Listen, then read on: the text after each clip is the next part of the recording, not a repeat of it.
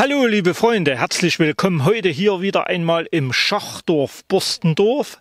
Aber es soll heute nicht um die, wie ihr seht, 9 Figuren des Schachwanderwegs gehen.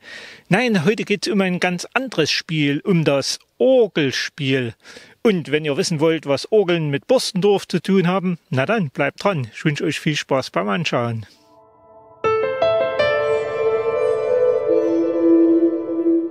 Wir befinden uns hier am Haus des Orgelbauers Christian Friedrich Gödel, der zu seiner Zeit etliche Orgeln des Erzgebirges hergestellt hat, unter anderem auch die Borstendorfer Orgel. Das lag in der Familie, nicht der Orgelbau, sondern der Geigenbau, denn seine Vorfahren waren eine der 20 Geigenbauer Borstendorfs. Als damals in Markneukirchen und Klingenthal der Instrumentenbau aufstrebte, konnte Borstendorf nicht mehr mithalten und der Geigenbau ging zur Neige.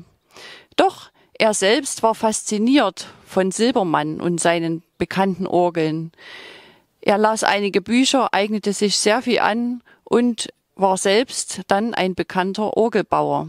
Hier drüben befand sich eine kleine Werkstatt, eine kleine Scheune, in der er das Zinn schmolz.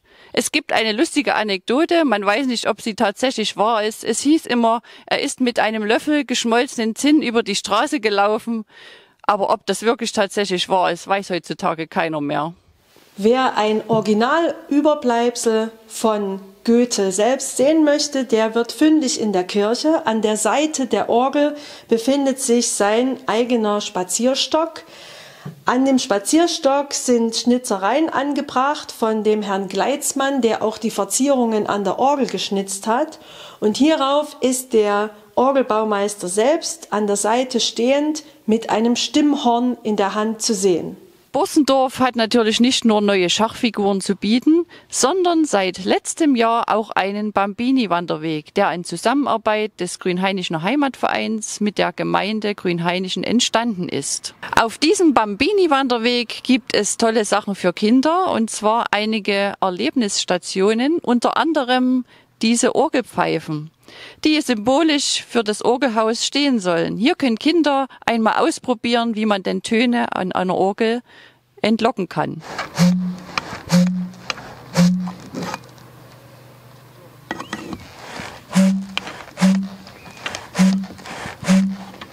Hallo, ich bin Kerstin und zusammen mit meiner Familie wohne ich hier in dem alten Fachwerkhaus von Friedrich Christian Gödel. Das ist unser bekannter Orgelbauer hier im Dorf. Die Familie von Christian Friedrich Gödel hat das wahrscheinlich erbaut. Das erste Mal ist es 1725 erwähnt worden. Damals haben sie hier Leierkästen gebaut, die die Vogelstimmen imitieren sollten. Später sind sie als Vogelhändler bekannt gewesen. Das Besondere an unserem Haus sind die Andreaskreuze, die man hier oben noch sieht, was zu der damaligen Zeit auch Zeichen für Wohlstand war. Über der Tür ist das Zahnschnittfries, das ist auch für die Zeit sehr bekannt und ist bei uns am Haus noch gut erhalten. Das alles kann man gut nachlesen bei uns hier auf der Häusertafel. Das ist eine von 130 Tafeln, die wir hier im Ort an Häusern angebracht haben, die irgendeine Bedeutung haben oder besonders alt sind, wo mal Gewerbe drin war, also Häuser mit Bedeutung.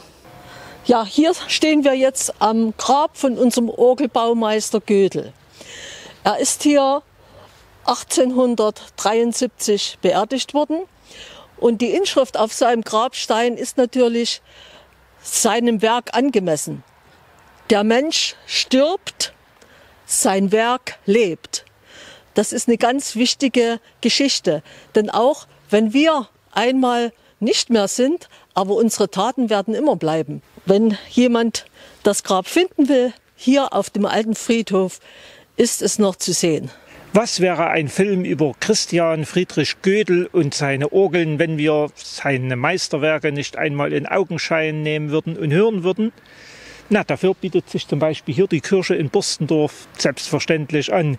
Und wer sich wundert, weshalb neben der Kirche auch die Schachkönigin vom Schachwanderweg steht, na, dann denkt doch mal dran, wie heißt denn die Orgel mit Spitznamen? Genau, es ist die Königin der Instrumente. Und deshalb finden wir hier die Schachkönigin. Das ist nun die Königin der Instrumente. Wir stehen jetzt hier in Borstendorf in der Kirche vor der Gödel-Orgel. Der hiesige Orgelbaumeister Christian Friedrich Goethel hat auch diese Orgel gebaut. Er hat Mitte des 19. Jahrhunderts 26 Orgeln in der hiesigen Werkstatt hier gebaut. Die meisten davon sind in der näheren Umgebung, wie zum Beispiel Grünhainichen, Eppendorf, Galenz, aber auch weiter Grünlichtenberg und auch in Chemnitz oder Annaberg findet man Goethel-Orgeln. In seiner Handwerklichkeit und musikalischen Ästhetik hat er sich sehr an den Orgelbaumeister Gottfried Silbermann gehalten. Das war sein großes Vorbild. Und die Orgelabnahmeberichte, die von Dresdner Organisten meistens verfasst wurden, bescheinigen durchweg dem Orgelbaumeister Goethel eine große Sorgfalt, Uneigennützigkeit, Einsicht und eine große Geschicklichkeit und handwerkliche Meisterhaftigkeit.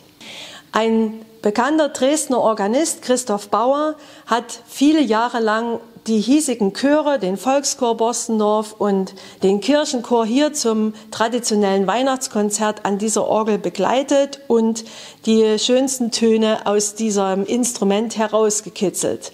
Wir laden Sie auch dieses Jahr zum traditionellen Weihnachtskonzert am 3. Advent um 3 ein. Es sind 3 Chöre zu hören und natürlich die Goethel-Orgel.